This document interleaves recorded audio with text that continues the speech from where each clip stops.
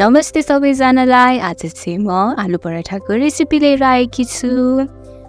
यस्तै मिठो मिठो खाने प्रकारको रेसिपी लिएर आउने च्यानललाई लाइक, सेयर र सब्सक्राइब गरी माया गरिदिनु होला। र अब आलु पराठाको लागि पहिले सुरु चाहिँ पिठो मुछ्ने। पिठोको लागि चाहिँ आटाको पिठो लिनु भए नि हुन्छ, मैदाको पिठो लिनु भए नि हुन्छ, या मिक्स गर्नु भए नि हुन्छ। मैले चाहिँ मिडियम साइज कचौराको 1 र आधा कचौरा पिठो लिएर मुछेर रेडी पारिसकेको थिएँ।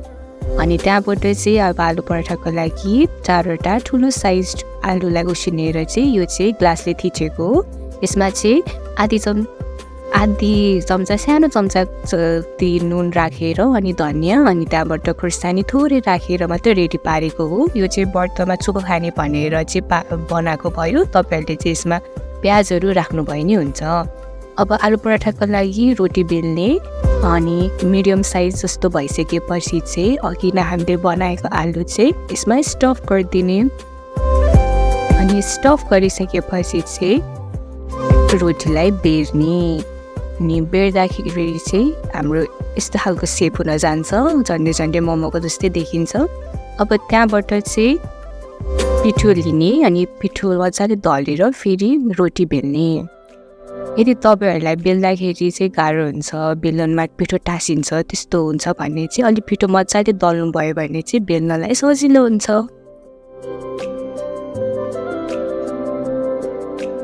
अब यो बेलिसकेपछि चाहिँ तपाईँहरूले तावा लिनुहोस् या प्यान लिनुहोस्। अनि त्यो प्यानमा चाहिँ घी या सनफ्लावर तेल या तोरीको तेल या बटर राख्नुभयो हुन्छ। अब तपाईँहरूलाई कतिको ओइली प्रिफर गर्नुहुन्छ त्यो अनुसारले 1 चम्चा या आधा चम्चा त्यसरी राख्नुहोस्।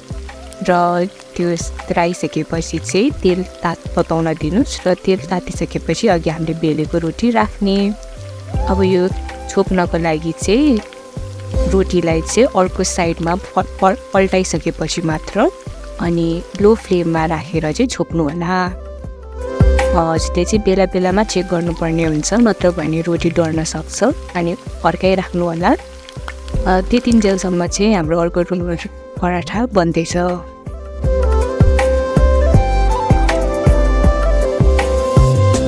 अघि नै प्रोसेस चाहिँ रिपिट भएको हो। त्यतिन्जेलसम्म हाम्रो एउटा आलु पराठा रेडी भयो। अघि नै मैले मुछेको रोटीबाट चाहिँ के अरे पिठोबाट चाहिँ 7वटा जस्तो आलु पराठा बनेको थियो। अब तपाईँहरूले 3टा बनाउने हो भने 1 कचौरा पिठो मुछ्ने, त्यसै गरी चाहिँ पिठो मुछेर अनि आलु पनि त्यही अनुसारले चाहिँ राख्नुपर्ने हुन्छ। अनि तपाईँहरूले बेला बेलामा चाहिँ यो रोटी डढ्छ भनेर चाहिँ फर्काइराख्नु होला। यो चाहिँ फेरि हाम्रो कसरी बेल्ने भनेर प्रोसेस चाहिँ रिपिट गरेको।